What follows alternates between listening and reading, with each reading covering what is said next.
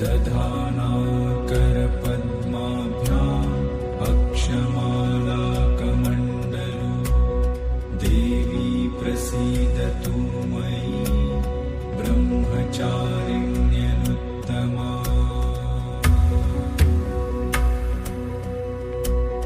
दधानाकरपद्माभ्याम् अक्षमालाकमण्डलु देवी प्रसीदतु मयि ब्रह्मचारिण्यनुत्तमा।